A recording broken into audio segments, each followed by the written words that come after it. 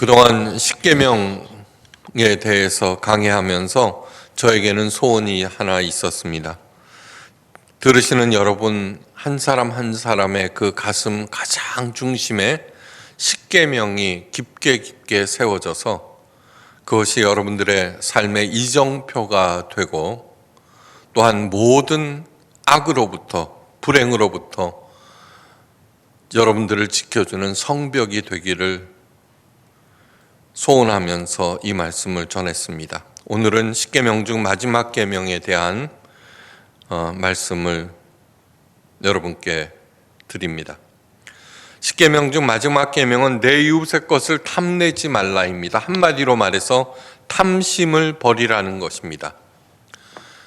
탐심을 버리지 아니할 때 생기는 그 참혹함을 성경은 너무나 생생하게 잘 보여주고 있습니다.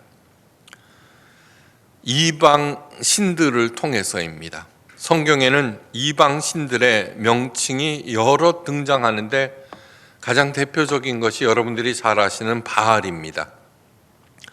그 외에 바알의 엄마 되시는 아세라도 있고 몰렉도 있고 다곤도 있고 밀곰 등등 여러 있습니다. 이들 신들은 모두 다 번영의 신들입니다. 이 땅에서의 번영을 위하여 섬기는 그러한 신들.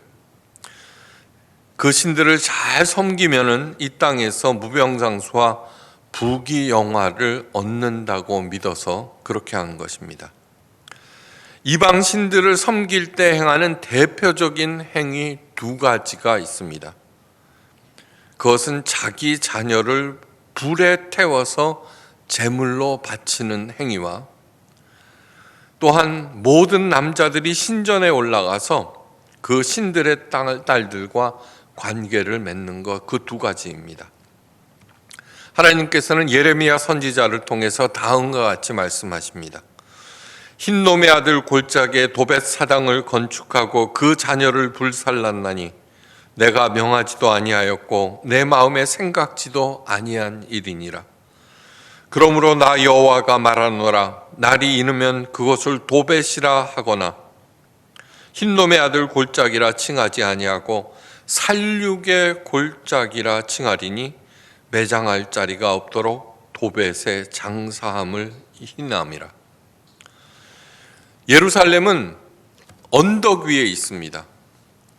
그런데 이 흰놈의 아들 골짜기는 예루살렘 서쪽에서 남쪽에 걸쳐 있는 골짜기로서 이곳은 항상 연기가 나고 있었는데 그 이유는 예루살렘 성에 쓰레기를 여기서 태웠기 때문입니다. 그런데 이스라엘 백성들이 그곳에 도벳 산당을 짓고 몰렉 신을 섬기면서 이방인들이 하던 짓 그대로 행하는데 그것은 놀랍게도 어린 아이를 태워 인신 제사를 지내는 끔찍한 일이었습니다. 너무너무 기가 막히신 우리 하나님 아버지께서 말씀하십니다. 내가 명하지 아니하였고 생각지도 아니한 일이다. 왜 그 소중한 자녀들, 부모에게 있어서는 가장 중요한 자녀들을 불살라 제물로 바치는 것일까요? 정말로 올바른 사람이라면 상상조차 하지 못하는 일입니다. 그 이유는 신들을 기쁘게 하여 화를 면하고 복을 얻기 위해서입니다. 제물은 한마디로 뇌물입니다. 처음에는 동물들을 바쳤습니다. 그런데 그 신들의 응답이 없거나 신통치 않습니다. 왜 응답이 없지? 우리가 드리는 예물이 마음에 들지 않는가 보다. 그런 생각을 하다가 자기에게 가장 소중한 것이 무엇일까? 자기 생명인데 자기 생명을 버리면은 안 되잖아요. 그래서 급기야 자기의 자녀들의 목숨을 그렇게 그 신에게 뇌물로 바치는 것입니다. 인간의 생각에서 나온 거죠. 이러한 끔찍한 일은 있죠. 북왕국 이스라엘 왕 중에서도 왕들이 행한 적도 있을 정도입니다. 왕자를 복받겠다고, 전쟁에서 이기겠다고, 위험에서 벗어나겠다고 왕자를 제물로 바쳤습니다. 무시무시하죠, 그죠? 갈 때까지 간 것입니다. 그리고 두 번째로 생각해낸 것이 그 신들의 능력을 직접 몸으로 받자는 것입니다. 그것이 바로 지난 시간에 열심히 말씀드린 신전에 속한 여인들과의 성적 관계입니다. 번영을 지상의 목표로 내세운 나라와 사람들에게 만연한 것 두 가지는 뇌물과 매춘입니다. 당연히 부패가 판을 치게 되어 있습니다. 오직 삼위일체 하나님만이 모든 문제를 해결하여 우리들을 자유케 합니다. 십계명은 우리를 가두는 창살이 절대로 아닙니다. 모든 쓰레기와 폐허를 치우고 조용히 자리 잡는 그 아름다운 꽃밭과 푸른 초장을 지켜주는 튼튼한 울타리, 그 어떤 잡세력도 못 들어오게 하는 튼튼한 울타리입니다. 혼돈과 공허와 흑암으로 가득한 사탄 공화국을 무너뜨리시고 질서와 충만과 광명으로 가득한 아름다운 하나님의 나라를 세우고 지켜주는 든든한 성벽입니다. 십계명이. 하나님께서는 이 십계명 중 마지막 계명을 내 이웃의 집을 탐내지 말지니라로 정해 주십니다. 내 이웃의 집을 탐내지 말라. 내 이웃의 아내나 그의 남종이나 그의 여종이나 그의 소나 그의 낙이나 물은 내 이웃의 소유를 탐내지 말지니라. 이 마지막 계명, 내 이웃의 집을 탐내지 말지니라는 마지막 계명에 대하여 주님께서 이렇게 부언 설명하십니다. 누가복음 12장 15절. 사람의 생명이 그 소유의 넉넉한 데에 있지 아니하니라. 상과 모든 탐심을 물리치라.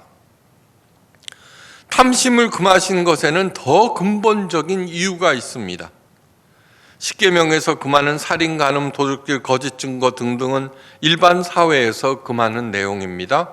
이 일반 법들은 우리들이 서로 침해하지 않고 어려운 중에서도 공공질서와 공동선을 이루자는 취지에서 사람들이 상의해서 정해진 것들입니다.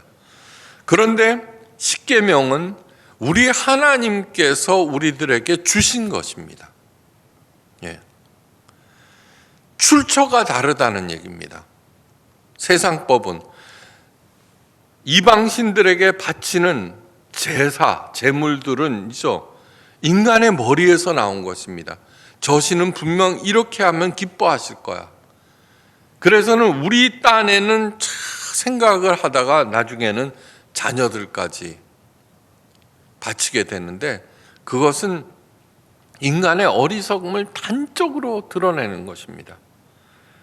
십계명은 세상법과 비슷한 면들도 많지만 그러나 하나님께서 주신 것입니다. 출처가 다르면 목적 또한 다릅니다. 하나님의 마음을 잃지 않고 십계명 지키는 데만 주력한다면 숨이 막혀버릴 것입니다. 하나님의 사랑, 하나님의 마음을 잘 아셔야 합니다. 십계명을 강의하면서 가장 중점적으로 포커스를 둔 것이 그것입니다. 다시 말해서 하나님의 마음, 하나님의 사랑이 십계명의 영적인 근거가 됩니다. 이 영적 근거가 바로 십계명의 가치를 모든 법령을 뛰어넘는 고귀한 것이 되게 하고 상황과 시대를 뛰어넘어 언제나 누구에게나 살아있는 생명의 계명이 되게 합니다. 자, 지금은 간통죄가 없어졌습니다. 일반. 그런데 십계명에는 분명하게 아직도 남아 있습니다. 간음하지 말라. 그렇게 한 것은 하나님께서 원하시는 것이고 그것을 잘 지켜나갈 때 우리들의 삶은 가장 높은 차원으로 승화되기 시작합니다. 살인하지 말라는 사람을 직접 죽이는 것이 아니라 다른 사람의 생명을 파괴하는 모든 행위가 살인이고 간음이라고 하는 것은 그 상대방의 생명을 장난감처럼 가지고 노는 모든 행위가 간음입니다. 사기도 간음에 속합니다. 그런데 십계명은, 그래서 십계명에 간음하지 말라가 아직도 남아 있습니다. 그것을 마음에 새기고 내가 지켜나간다면 나의 삶은 저절로 높은 차원으로 오르기 시작합니다. 사도 바울이 십계명을 재미있는 비유를 들어서 설명하고 있습니다. 갈라디아서 3장 24절 말씀입니다. 이같이 율법이 우리를 그리스도에게로 인도하는 몽학 선생이 되어 우리로 하여금 믿음으로 말미암아 의롭다함을 얻게 하려 함이니라. 하나님께서 주신 십계명을 하나님의 사랑으로 알고 열심히 지켜나가다 보면은 생명의 주요 진리이신 예수님께로 인도됩니다. 또한 예수님의 진리로 인하여서 온전함, 거룩한 성숙에 이르게 됩니다. 그러니까 십계명은 예수님 안에서의 자유와 풍성으로 인도하는 몽학 선생과 같은 존재라는 그런 말씀입니다. 이웃의 것을 탐내게 하는 탐심은 단순한 욕심이 아닙니다. 그 이유를 골로새서 3장 5절에서 다음과 같이 밝히고 있습니다. 그러므로 땅에 있는 지체를 죽이라. 곧 음란과 부정과 사욕과 악한 정욕과 탐심이니 탐심은 우상 숭배니라. 골로새서 3장 5절 말씀입니다. 탐심을 우상 숭배라고 부릅니다. 만약 내가 이웃의 것을 탐내면 어떻게 돼요? 우상 숭배자가 되어버린다는 것입니다. 무서운 얘기입니다. 우상 숭배자의 갈 길이 뭐예요? 지옥이죠. 파멸과 지옥.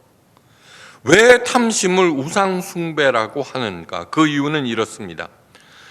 다른 사람이 가진 것을 욕심내기 시작합니다. 그와 동시에 순식간에 하나님은 사라져버리고 욕심내는 그것이 눈앞에 등장합니다. 이어서 탐욕이 그 사람을 지배합니다. 하나님이 사라져버리고 다른 것이 나를 지배할 때 다름 아닌 우상 숭배입니다. 신학자 폴 틸리는 우상을 부처님 상으로 얘기하지 않냐고 이렇게 얘기했습니다. 하나님의 자리에 앉아 있는 모든 것이 우상이다. 하나님보다 행복, 자유, 번영이 중요하면은 행복, 자유, 번영이 우상입니다. 목사에게 최고의 우상은 뭔지 알아요? 하나님보다도 교회 성장이 가장 무서운 우상이 될 수 있습니다. 교회 성장을 우상으로 섬길 때 무슨 일이 일어나냐 그러면 소중한 하나님의 자녀들 한 사람 한 사람을 무보수 영업사원으로 만들어버립니다. 엄청난 일이죠. 그리고 하나님처럼 자기를 섬기게 만듭니다. 택도 없는 얘기입니다. 제가 늘 드리는 질문, 학생이 중요합니까? 학교가 중요합니까? 선수가 중요합니까? 코치가 중요합니까? 코치나 학교는 바로 선수와 자녀들, 학생들을 위해서 존재합니다. 제가 존재하는 이유도 여러분 한 사람 한 사람을 하나님의 자녀답게 만들고 제사장답게 만드는 것이지 여러분 위에 군림하는 것이 아닙니다. 명심하셔야 합니다. 그런데 우상의 무서운 점은 뭐냐 하면은 우상은 악마적인 힘으로 그 우상 숭배자들을 파괴한다는 얘기입니다. 목회 성공, 교회 성장을 목표로 삼고 있는 목사는 바로 그 우상으로 인해서 자신이 파멸됩니다. 잊지 마시기 바랍니다. 하나님의 자리에 앉아 있는 모든 것들이 우상입니다. 그 탐심은 에덴 동산에서부터 있었습니다. 너희가 그것을 먹는 날에는 너희 눈이 밝아 하나님같이 되리라는 말을 듣고 아담과 이브는 하나님께서 금하신 과일에 손을 댑니다. 그 결과 하나님과의 관계 악화와 에덴 동산의 자동 상실입니다. 이를 역으로 말하면 하나님과의 관계가 올바로 회복되면은 에덴 동산도 저절로 회복된다는 얘기입니다. 다시 말해서 하나님과 동행하면 그 어디나 하늘나라가 됩니다. 제가 열심히 드리는 말씀도 그것입니다. 하나님을 가장 사랑하십시오. 하나님을 가장 사랑하십시오. 가인, 동생 아벨을 죽인 가인의 이름의 원뜻은 획득과 소유입니다. 곧 탐심입니다. 획득, 무엇인가 획득하여 소유하는 것을 통하여서 자신의 생의 의미를 찾겠다는 것입니다. 그 결과 동생의 생명을 빼앗는 최초의 살인자가 되고 하나님 앞을 떠나 에덴 동편 놋 땅에 살게 됩니다. 놋은 장소적인 개념이 아닙니다. 에덴이 장소적인 개념이 아니듯이 에덴 동편 놋 땅도 장소적인 개념이 아닙니다. 에덴은 사랑, 생명, 기쁨이라는 뜻이고 놋은 방황하다, 유리하다는 뜻입니다. 돈을 쫓아서 부병처럼 떠도는 인생 자체가 바로 놋 땅에서의 인생입니다. 여러분, 사람들이 어떻게 아무리 그래도 돈이 중요해도 자기 자녀들을 불살라 제물로 바치겠는가 싶지만 아니요. 이 오늘날에도 있습니다. 몇 년 전에 신문 기사에서 봤습니다. 부모가 자기 딸과 그 자기 딸의 친구 여러 명을 고용해서 시골의 티켓 다방을 운영한다는 얘기입니다. 상상해서 뭐 하겠습니까? 아간의 탐심은 자신의 이름을 가나안 땅에서의 첫 이스라엘 범죄자로 그 오명을 남깁니다. 여리고성을 함락하고 아무것도 소유하지 말라는 하나님의 명령을 어기고 신할산 아름다운 외투한벌과 은 200세겔과 근 50세겔을 숨김으로써 온 이스라엘 백성을 큰 공경에 빠뜨려 버립니다. 하나님의 명령에 따라 그 아간을 온 회중이 돌을 쳐 죽인 곳이 바로 그 유명한 아골골짝입니다. 찬송에도 나와 있죠. 아골골짝 빈들에도 복음 들고 가오리라. 아골골짝은 빈들일 수밖에 없습니다. 이 가인과 아간의 이름은 있죠. 명품 소유와 부의 획득을 통해 행복과 의미를 찾아 헤매는 현대인들의 또 다른 이름입니다. 또 다른 이름입니다.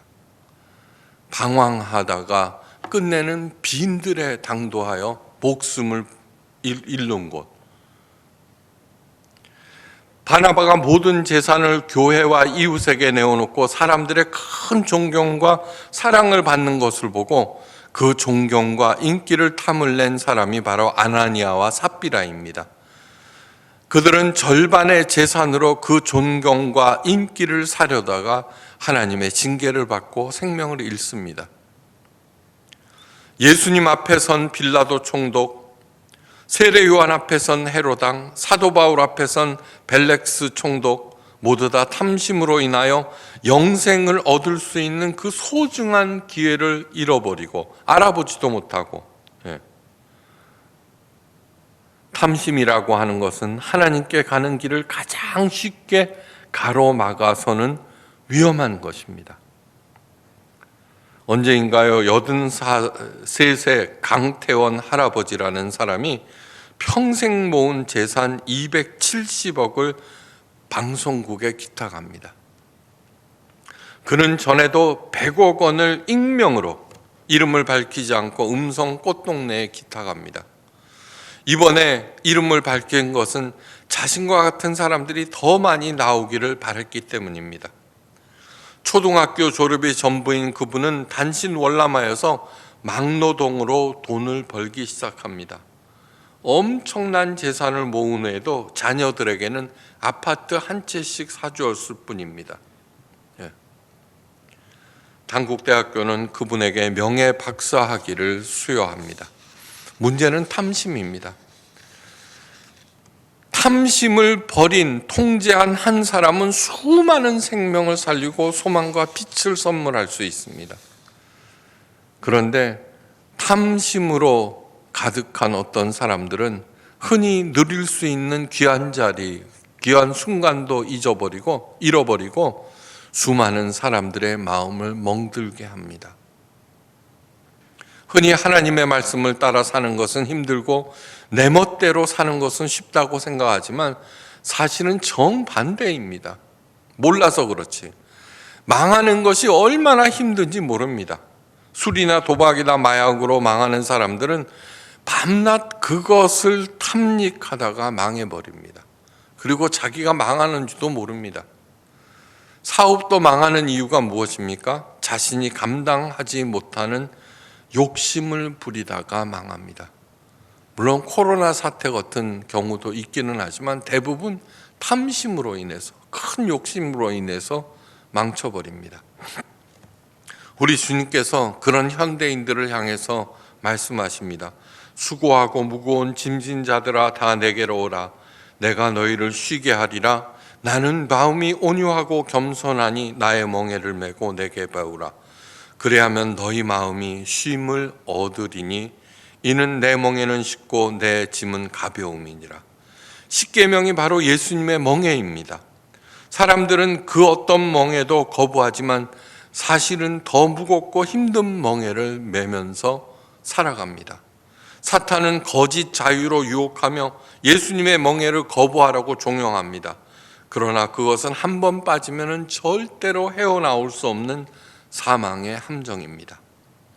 탐심을 버릴 때 일어나는 두 가지 기적이 있습니다.